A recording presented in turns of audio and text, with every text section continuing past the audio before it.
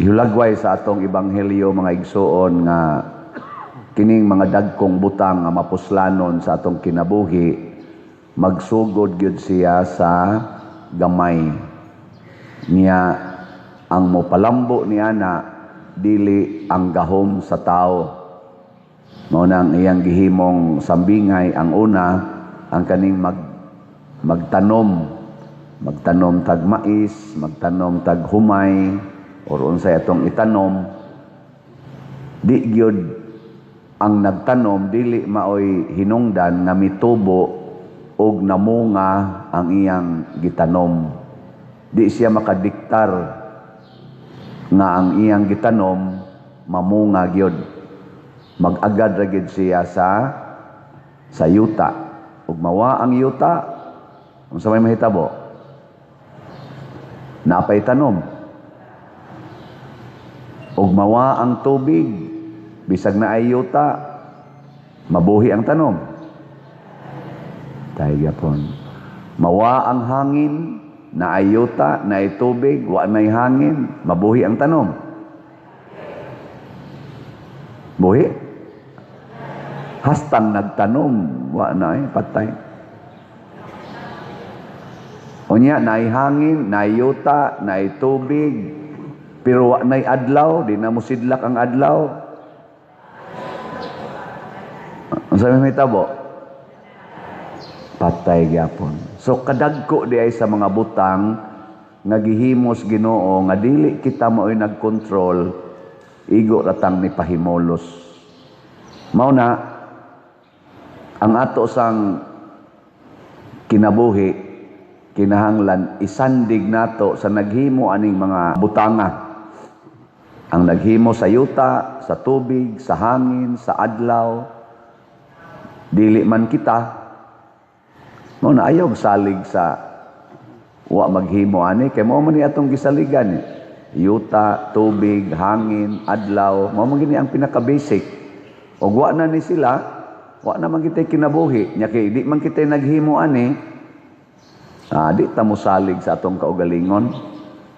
Gilingay mong tupad ingna ayaw angkon na ang yuta, ayaw pangangkon sa hangin, ayaw pangangkon sa tubig. Ano ba? Ayaw sa guba ang hangin, ayaw guba ang yuta, ayaw guba ang tubig. Haron dili ta mga guba. Unsa may makaguba niini? Haron mga disgrasya na gid hinuon ta. Ang atong pagka makasasala.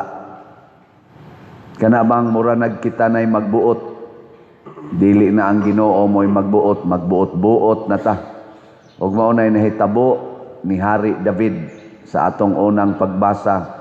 Buutan kay siya, gipanalanginan gid siya sa Ginoo, nidako ang iyang gingharian dili tungod sa iyang personal nga gahom, kung dili tungod kay giubanan siya sa Ginoo.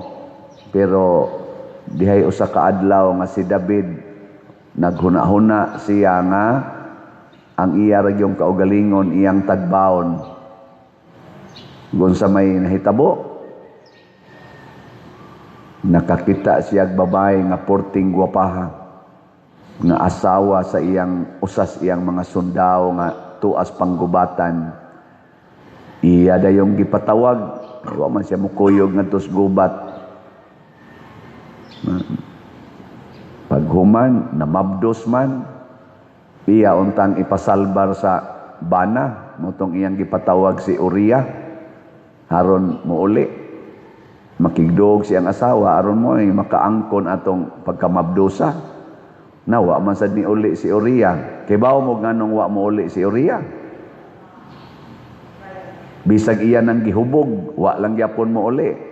Gisupak niya ang instruction sa hari nga moingon, uli sa inyo, pahuway, paglipay-lipay. Nganong wa man siya mo uli?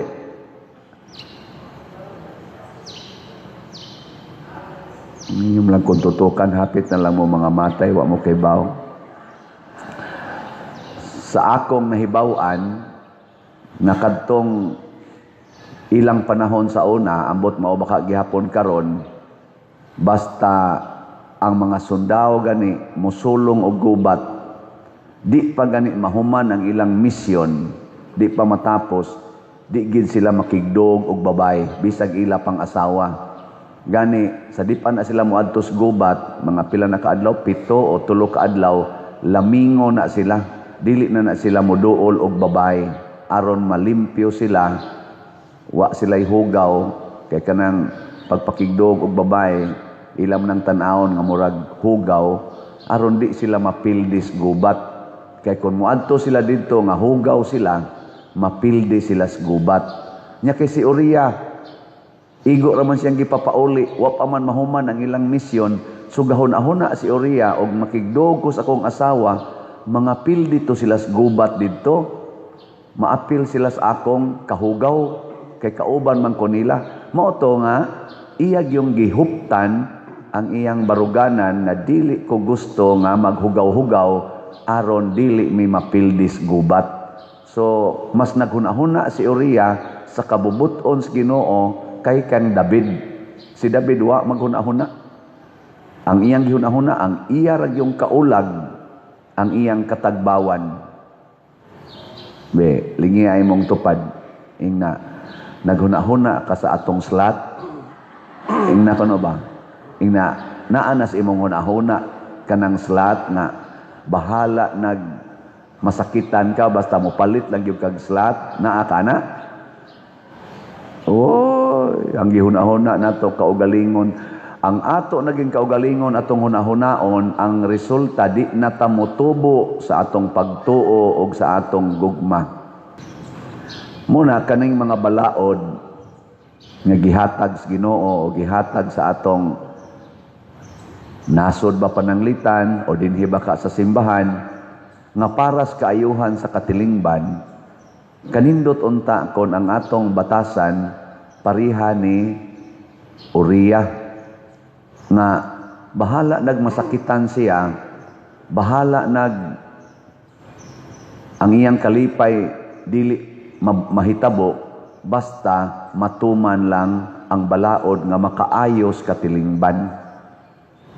Sa ato rong mga politicians, kinsa man ka nila, Marcos Group, Duterte's Group, Pinklawans Group, ang naggamit gyud balaod sa Pilipinas para sa kaayuhan sa mga Pilipinos. Kinsa ka nila ang naningkamot ana? Dili man noon perfect, pero kinsa ka? Nya kung naaman gikan sa pinakataas nga posisyon sa mga politicians hangtod sa barangay level, panahon sa eleksyon, kanay atong suportahan. Pag unsaon man nato pagsuporta, ayaw gyud pagdawat og suborno.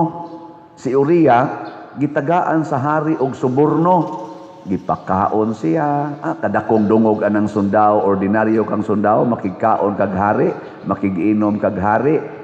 Unya gitagaan siya og suborno nga gipasundan pa siya og gasa, pero wa niya dawata. Nihigda ra siya didto tipon sa mga gwardiya. Ngano man, kay mas importante ni Uriah ang pagtuman sa balaod nga makaayo sa ilang gingharian kaysa pagpahimo sa iyang kaugalingon. Adtong tungura si Hari David gikalagutan sa Ginoo kay nagpahimo siya og diha gasugod ang kasakit ni David. Nakadawat na siya silot sa Ginoo. Nga niabot paging panahon, hastang iyang kaugalingong anak, kadto si Absalom, ni-rebuildi na niya o gilutos na siya. Hapit gid siya mabungkag ang iyang gingharian, tungod ra gid adtong salaa. Ana, muna kaning sala, ang unag yung timaan na kita naigo na sa sala, unsa man? Aron makaamgosan mo ba? Kanus aman ta makaingon nga naigo na ta sa sala kung magsigi na kaghuna-huna sa imong kaugalingong kaayuhan. Mao na gyud naroy imong number 1 concern unsay imong kaugalingong kaayuhan. Ana, nakuha na ka sa sala. Gitawag na self-centeredness. Mas self-centered ka ba? Motos David, pahuway sa ko. Total, dako, David akin akong gingharian. Kamo lang sa pakigubat ito, pahuway sa ko. Pag pahuway na niya, ang iyan ng kaugalingon, ang iyang huna-huna, pagkakita niyang naasay babaeng gwapa kayo, giganahan siya, hari bitaw ko, pahimuslan ko ni, katilaw taning arang-arang. Basig katong iyang asawa, duhamting ito kumug iyang asawa, tulo na ba ito iyang asawa atong higayuna? Na, gipulaan naman siya ato. Ari na sa taring lami-lami. Pahimus yun ba? Unya, karon kay si Uriah, wa man musunod sa iyang gusto, iyang gipapatay. Kaysa magkasimisyon o niya siya, mauto, paita ginlagis gibuhat ni Hari David. Ikaduha niyang gibuhat, gimurder niya si Uriah. Ang gahimo siyang suwat, ngadtos iyang commander nga si Huab, og ang iyang instruction si Uriah pagitaw gada, nya dili ba yan na bawal ba na sa mga sundao nga imong basahon ang suwat sa hari kay silyuhan man na sa hari. Ang muukab ana kadto ra yung giadresan, dako sana, mortal sin sana kung imong basahon na ikaw bere ra ka. So gadain taon si Uriah sa suwat nga para ipatay niya. Isyunan ka ana, di mo maluoy ng Uriah, kamo na lang kay pakamatay. So gadain taon si Uriah dito, sir, kananing ang di ay suwat ang hari para nimo. Gibasa dayon ni Hoab. Pagbasa niya, ang instruction giingon mas hari nga ibutang ni si Uriah sa atubangan, inigubat na didto sa dapit nga isog kaayo ang mga kontra. Unya inig-atake na palayo niya. Aron maimpas ni. Porting patayang Uriah, gibiyaan man nya mao pag-iisog kayo mga tao, patay. Pagkamatay na, biyuda naman si Batseba, gipangasawa des hari, pastang sukuas Ginoo ni David.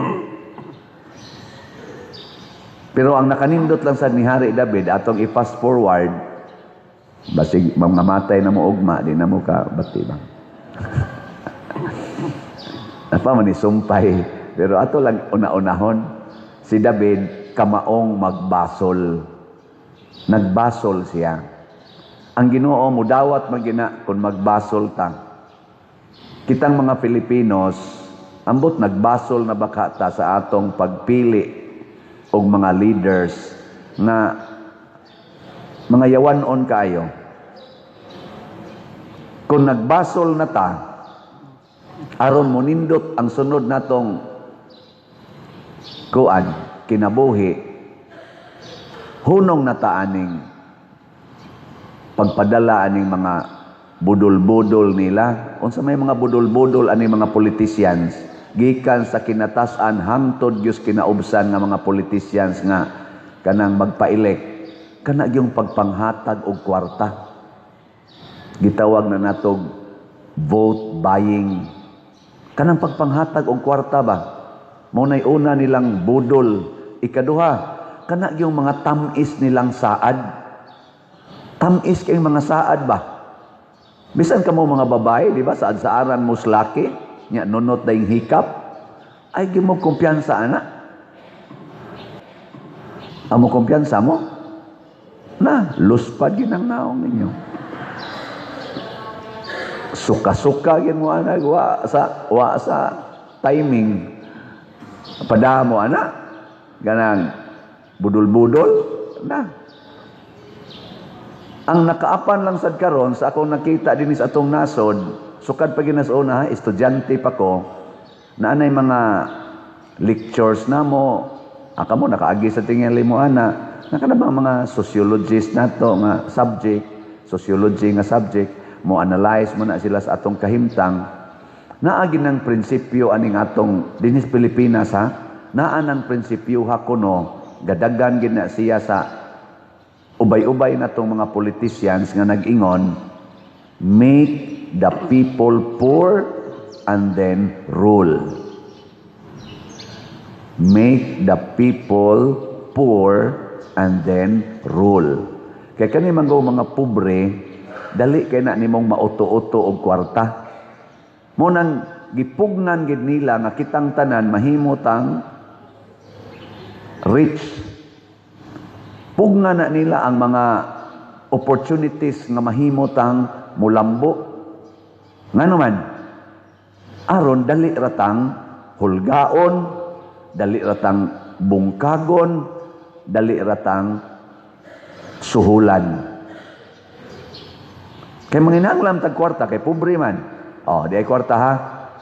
Ana, pero ay kong kalimti ha, bantay ka nako. Wa na. Senior citizen ba ya ka? Di ay kwarta ha. Ana. Ay kong kalimti. Oh, sige, organize ng inyong mga tao diha. Di ako'y project para ninyo. Pero kinahanglan solid mo diha. Solid mo nako.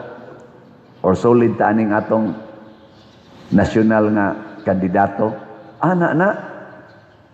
Make the people poor and then rule. Di sila kahimo aning kaning kalasihas balao. Di ni mahimo dito sa Japan. Di ni mahimo dito sa Singapore. Di ni mahimo dito sa Amerika. Nga naman, gitagaan man sila opportunity nga mulambo. So ang mga dato nga nasod, mas sentido sila kung panahos eleksyon. Mostly ba? Basta dato gani ang nasod, pasabot ang mga tao maayong pagkabutang, maglisod ka og uto-uto. Muna kita mga Pilipinos karon maghangad kita ng kwarta, naa na gani kwarta mag-ilog kita. Hunongo na sada nato. Munang ingos Kristo, bulahan kamong mga kabos. Gidasig tang Kristo nga mahimong kabos. Pero dili kabos nga magpangayo og kwarta. Kanang kabos ba nga mao'y mo pili nga dili ta maghuna-huna og kwarta, gahom, dungog og kalami. O nahitabo na sa kinabuhi gipakita diri ni Uriah. Gipili niya ang pagtuman sa balaod kaysa pagpahimulos sa opportunity. Matud pa ni Kristo sa atong ebanghelyo, ang pagbunga sa tanom nag-agad sa yuta. Ug unsa may balaod sa yuta, kung mag-uuma ka, mangita jud kag yuta nga tambok. Didto itanom sa tambok nga yuta. Ikaduha, kuhais mga makadaot niya sa mapananglitan sa mga sagbot, imo nang kuhaon aron makatubo siya. Ikaduha, protektahi siya sa mga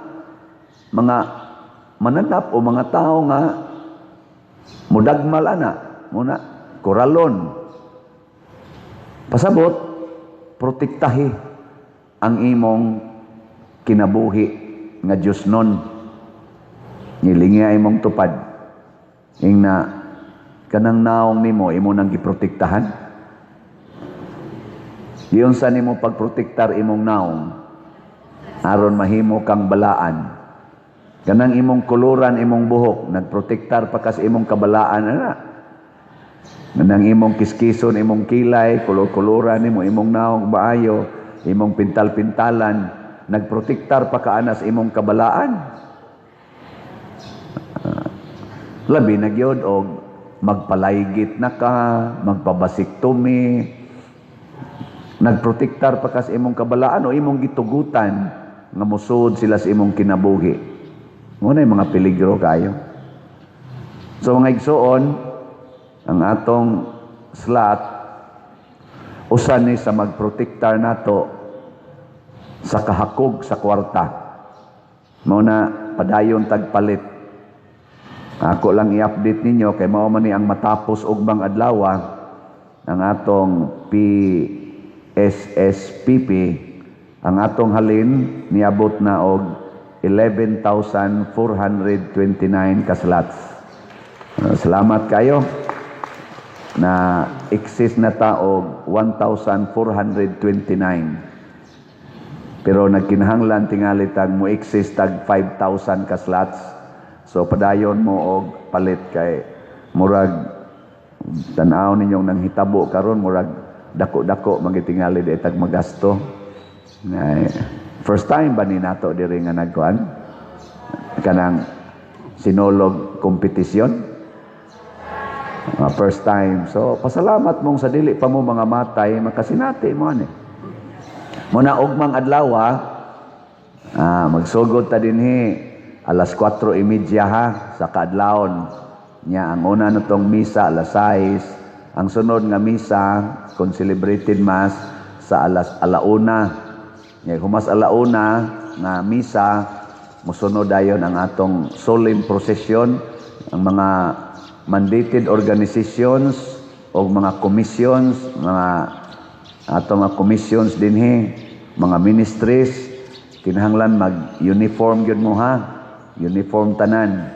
Kay inig solemn procession nato, kinahanglan nindot mo tan-awon, dili mo murag mga taga daplins dagat.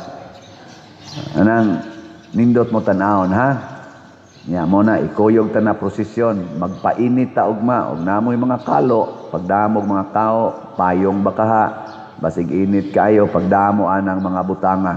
Pero ganahan gid mo magbuwad sa init, mas maayo sad walay kalo, way kuan.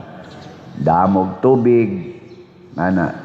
Nya samtang mag-solemn prosesyon ta mo'y mag-una ang prosesyon, magsunod sad nato ang siyam ka sinolog contingents nga nagikan sa atong siyam kakabahin, mag street dancing sila. Anya sugod na ng contest street dancing. Nya inigabot na to dinhi, basig moabot ta dinhi mga alas 5 bakaha, pahuway tagamay pangandam adto ta dito, hanay ta dito sa luyo. Nya sugod dayon ang ila ng final sinolog showdown. Mao na ato activity ugma nya pagdasabog inyong pagkaon. Ayaw mo pag salig dinhi nga natay itunol kay di makaya sila ragoy kolekta. Nya inyo pag yung kuhaan, pagdaan na lang mo pagkaon aron di mo magutman. Kana bang pagkaon nga makasustenir hangtod mga alas 10 sa gabi na dili pa mo mga matay. Pagdaan mo gikan sa buntag hangtod alas 10 sa gabi Nya kung naasan mo'y sobra-sobrang pagkaon sa inyo, dadoonin mo diri, i-share sad sa uban nga naas imong kilid. Wa say gikaon ba? Pasig siguro sa kasi kaon sa kanyang mayom. Mura kag si Hari David kanang mura kag si Uriah ba nga imo sangon hunaon imo mga kilid-kilid Nya okay mo pasalamat mo basta buhi pa mo ugma. Mao na ato ning gibuhat tungod kay gusto tang mulambo isip katilingban.